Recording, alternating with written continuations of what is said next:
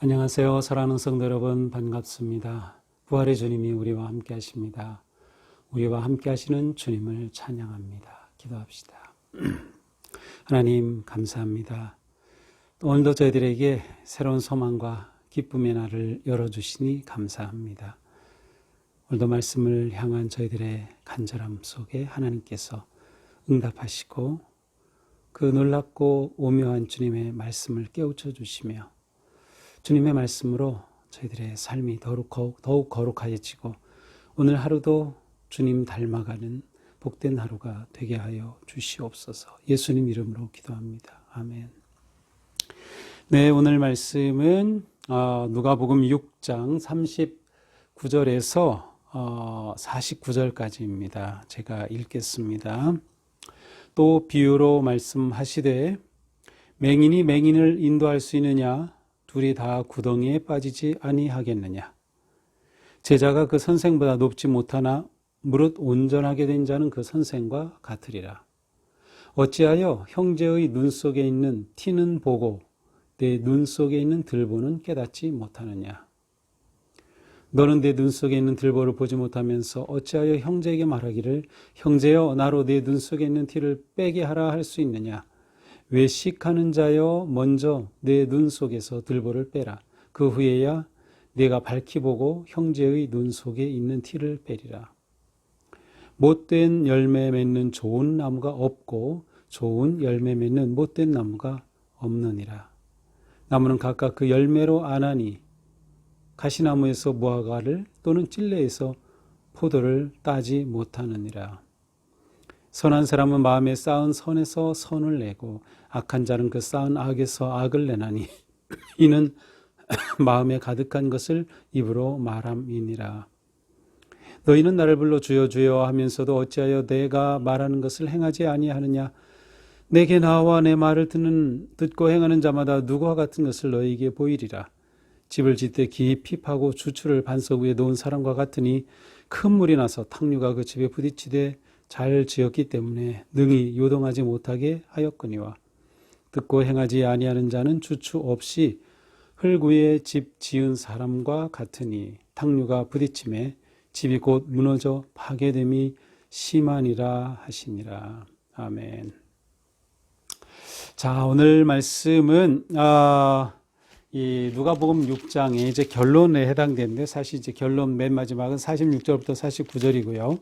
지금 누가복음 6장은 어떤 장인가 하면은 제가 바로 앞부분에서 우리가 그냥 이제 볼 수는 없었죠. 이제 이게 토요일 본문이었던 것 같은데요.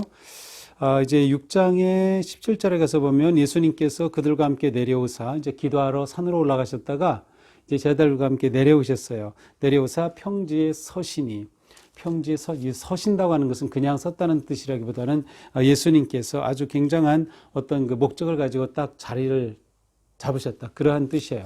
그렇게 평지에 서서 오늘 우리가 읽은 이 말씀까지 쫙 놀라운 말씀을 선포하십니다.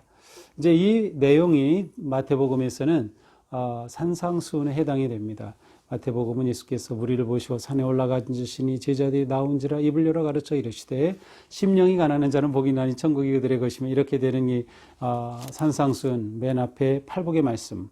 자, 예수님이 산에 올라가셔서 주신 말씀. 그래서 산상수훈 주신 교훈의 말씀. 자, 누가복음은 뭐예요?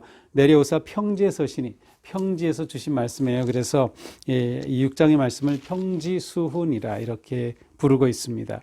자, 이제 평지수훈은 산상수훈처럼 예수님의 아주 주옥 같은 말씀들이 모아져 있습니다. 근데 오늘 본문에서는 최소한 6개의 아주 금원과 같은 그런 말씀들이 다 이렇게 모아져 있어요. 첫째, 39절입니다. 비유로 말씀하시되 맹인이 맹인을 인도할 수 있느냐? 둘이 다 구덩이에 빠지지 아니하겠느냐? 자, 맹인이 맹인을 인도할 수 있느냐? 없죠. 볼 수 없는 사람이 볼 수 없는 사람을 인도할 수 없습니다. 둘 다 구덩이에 빠지죠. 여기서 인도한다라는 것은 리드한다죠. 그러니까 어떻게 보면 이것은 하나의 리더십에 관한 말씀으로 받을 수도 있고요. 또 우리가 우리의 삶을 이끌어가는, 우리의 삶을 살아가는 데 있어서 주시는 말씀으로 볼 수 있어요. 자, 리더에게 중요한 게 뭘까요? 보는 것입니다. 비전이에요. 보지 못하면 어디로 가야 할지 모르죠. 헛된 곳에 빠질 가능성이 큽니다. 맹인이 맹인을 인도할 수 없듯이 너희가 제대로 눈이 떠야 된다는 거예요. 보지 못하고 어떻게 누구를 인도하겠느냐? 눈이 열려져야 한다는 거죠. 예수님의 제자는 눈이 열려져야 돼요. 무슨 눈일까요? 마음의 눈, 영의 눈이 열려져서 밝히 볼 수 있어야 합니다. 하나님의 뜻을 밝히 보고 나아갈 길을 밝히 볼 수 있어야 하는 거죠. 40절, 제자가 그 선생보다 높지 못하나 무릇 온전하게 된 자는 그 선생과 같으리라. 그렇죠. 제자가 선생보다 클 수는 없어요. 그러나 만약 이 제자가 온전하게 된다고 하면, 그래서 온전하게 된다는 것은 준비를 갖추었다는 뜻이죠. 준비가 갖추어지면 제대로 훈련을 받아서 자질을 갖춘 자가 되면 선생보다도 더 뛰어날 수가 있는 거예요. 선생과 같이 될 수 있어요. 청출어람이라고 하는 말처럼 온전하게 된 자는 선생과 같이 된다. 자, 이것은 무엇일까요? 제자에게 주시는 도전입니다. 제자는 계속해서 성장의 열망이 있어야 돼요. 우리의 유일한 제자는 스승은 예수 그리스도죠. 우리는 예수님의 제자예요. 그렇다면 우리는 예수님을 향해 예수님을 닮아 예수님과 같아지려고 하는 열망이 있어야 돼요. 끊임없이 그렇게 열망이 있어요. 온전하게 됨으로 주님을 닮는 존재가 될 수 있는 거죠. 자, 41절, 어찌하여 형제의 눈속에는 티는 보고 내 눈속에는 들보는 깨닫지 못하느냐. 여기서 티는 우리말로 직역하면 톱밥, 톱밥. 내 눈에 톱밥이 들어가는데 아우 톱밥 들어도 엄청 아프겠네요. 내 눈에 있는 들보는 모르면서 다른 사람 눈에 있는 티 조그만 거를 보느냐. 42절, 너는 내 눈 속에 있는 들보를 보지 못하면서 어찌 형제에게 말하기를 형제여 나로 내 눈 속에 있는 티를 빼게 하라 할 수 있느냐. 외식하는 자여 먼저 내 눈 속에서 들보를 빼라. 그 후에야 내가 밝히 보고 형제의 눈 속에 있는 티를 빼리라. 그렇습니다. 자기에게 있는 더 큰 문제는 보지 못하고 남에게 있는 문제만 자꾸 보는 사람이 있어요. 아니 어쩌면 우리 모두에겐 그와 같은 성향이 있는 것 같습니다. 내 속에 있는 들보를 미처 보지 못하는 거죠. 자꾸 남의 잘못과 결점을 지적하려고 하는 것은 먼저 자기를 본 후에라야 그것이 가능한 거예요. 먼저 자기를 돌아본 후에라야. 그래서 자기 자신을 돌아보는 성찰의 삶. 그러니까 제자는 끊임없이 자기를 돌아봐야 돼요. 근데 어떻게 돌아봅니까? 말씀에 비추어서 돌아보는, 말씀에 비추어서. 이게 묵상하는 삶이에요. 말씀에 비춰서 나를 계속 돌아보면서 내 속에 있는 들보를 다, 석가래를 다 빼내는 것이죠. 이게 진정한 제자인 겁니다. 이때 외식하지 않고, 외식은 가면을 썼다, 연극한다 라는 것이 진짜 사람하고 겉으로 드러나는 게 다르죠. 표리부동한 삶, 그것이 외식이죠.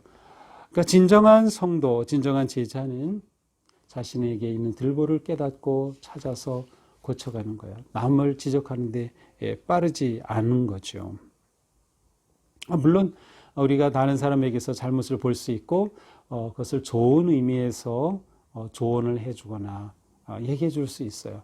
그러나 이것은 조심해서 지혜롭게 해야 할 일이라는 거죠. 43절, 못된 열매 맺는 좋은 나무가 없고 좋은 열매 맺는 못된 나무가 없느니라. 나무는 각각 그 열매로 아나니 가시나무에서 무화과를 또는 찔레에서 포도를 따지 못하리라. 그렇죠. 나무는 그 나무에서 거기에 맞는 열매가 맺히게 마련입니다. 그러니까 나무가 제대로 돼야 열매가 맺히는 거예요. 좋은이라고 하는 이 뜻은 적합한 목적에 맞는.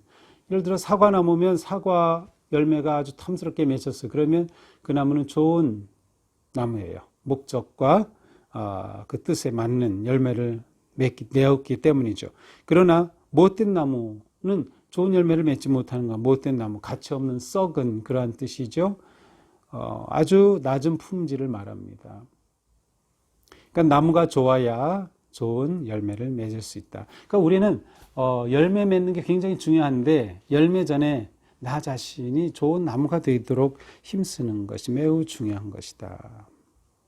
45절, 선한 사람은 마음에 쌓은 선에서 선을 내고 악한 자는 쌓은 악에 삭을 내나니 마음에 가득한 것을 입으로 말합니다. 자, 사람은 마음에 있는 것이 겉으로 드러나게 마련이에요. 말을 통해서 행동을 통해서 자연스럽게 드러나는 거죠. 그러니까 말은 내면을 드러내는 거울과 같아요. 그래서 우리가 말을 조심해야 되고 잘해야 되죠. 근데 단지 말을 잘해야지라고 하면 입만 번드르르 해서는 안 되죠. 결국 좋은 말 하려면 내 자신이 좋은 사람, 곧 좋은 마음을 가져야 하는 거죠. 자, 이제 평지수훈의 결론입니다. 46절에서 49절. 너희는 나를 불러 주여 주여 하면서도 어찌하여 말하는 것을 행하지 않느냐? 내게 나와 내 말을 듣고 행하는 자가 누가 같은 것을 너희에게 보이겠다. 자, 행함을 예수님께서 마지막으로 강조해 주셔요. 이것은 그 마태복음 산상수훈에서도 마찬가지입니다. 산상수훈에서 맨 마지막 7장 24절 이하에 보면 오늘 본문과 비슷한 그런 홍수가 나서 모래 위에 지은 집, 반석 위에 지은 집 이야기가 나오죠. 근데 이 누가복음에서는 모래와 반석 얘기는 없고 주추를 깊이 판 그 집, 탕류가 부딪히지만 흔들리지 않다, 유동하지 않는다. 듣고 행하는 자가 이와 같다. 마태복음과 결론은 똑같아요. 근데 비유가 약간 다르죠. 여기서는 깊이 판다. 깊이 파고 놓은 주초가 중요하고, 이제 마태복음에서는 반석 위에 세운다는 그러한 차이가 있지만 의미는 똑같습니다. 깊이 파고 주초를 놓는다는 것은 그만한 수고가 필요합니다. 수고 없이 그렇게 놓을 수 없죠. 그러니까 우리가 참된 그리스도인이 되기 위해서 부단히 수고를 아끼지 말아야 돼요. 깊이 파는 수고를 아끼지 말아야 돼요. 영성의 깊이가 있어야 돼요. 말씀의 깊이가 있어야 되는 거죠. 그러니까 우리가 하루하루 이와 같은 삶을 살아가는 수고, 헌신의 삶이 정말 중요합니다. 이제 어느 분은 새해가 되면서 제가 말씀에 집중하겠습니다. 그래서 막 말씀을 열심히 읽는 분 계세요. 이게 얼마나 놀라운 일입니까? 수고와 헌신을 하는 거죠. 그게 깊이 주초를 파는 거예요. 피곤하고 힘들어도 어느 분은 매일 말씀 묵상을 빼놓지 않고 들어요. 이 말씀을 통해서 주시는 깨달음과 은혜가 놀랍기 때문이죠. 바로 그 수고와 헌신을 아끼지 않는 거예요. 그러한 과정들을 통해서 정말로 견고한 우리 믿음의 집을 세울 수 있는 것이죠. 근데 오늘 말씀은 전체적으로 여러 가지, 적어도 6가지 이상의 말씀이 이렇게 짧게 모아져 있습니다. 이것을 쭉 보면서 이런 생각을 해봅니다. 이렇게 놀라운 말씀을 주셨는데 우리 인생이 고품격 인생이 되어야 되겠다는 거예요. 고품격 인생. 좋은 열매 맺기 위해서는 좋은 나무가 되어야죠. 우리가 고품격 존재가 되면 우리에게서는 자연스럽게 좋은 열매가 맺게 되어 있어요. 존재가 바뀌어야 열매가 바뀌는 거예요. 그러니까 우리는 내가 어떻게 성장하고 어떻게 예수님을 닮아갈까? 내 존재가 바뀌는 것이 굉장히 중요해요. 단지 어떤 행동을 변화하려고 한다고 해서 되지 않아요. 어떻게 존재가 바뀌어요? 마음의 문제죠. 결국 우리가 끊임없이 주님의 말씀을 대하고 말씀 앞에 서고 기도하고 주님 앞에 내 삶을 내어드리고 주님이 내 삶을 만지시도록 드림을 통해서 우리는 우리의 내면이 달라지는 존재가 새로워지는 그런 거룩한 성도가 될 수 있다. 말로만 주여 주여 한다고 해서 되는 게 아니다. 중요한 것은 진정한 주님과의 관계가 매우 중요하다. 존재가 열매를 결정한다. 주님과의 관계가 행동을 결정한다. 그래서 오늘 우리는 그렇구나. 주님과의 관계를 더 긴밀히 친밀히 또 말씀에 순종하고 행하고자 하는 그런 열망이 우리 가운데 솟아나고 또 내 존재가 말씀으로 거룩하게 성화되는 그러한 꿈을 꾸면서 오늘 하루도 믿음으로 승리하는 복된 하루가 되기를 축복합니다. 기도합시다. 주님 감사합니다. 오늘 말씀을 통해서도 평지수훈으로 주셨던 이 놀라운 말씀이 저희들의 가슴에 남습니다. 여러 가지 말씀 가운데 내게 적합한 정말 주님께서 오늘 우리 각자에게 주신 그 말씀 놓치지 않고 가슴에 새겨서 그 말씀이 빚어가는 거룩한 삶 오늘 하루도 살아갈 수 있도록 인도하여 주시옵소서. 예수님 이름으로 기도합니다. 아멘. 네, 오늘도 주님 은혜 안에서 복되고 거룩한 하루 되기를 축복합니다. 사랑합니다.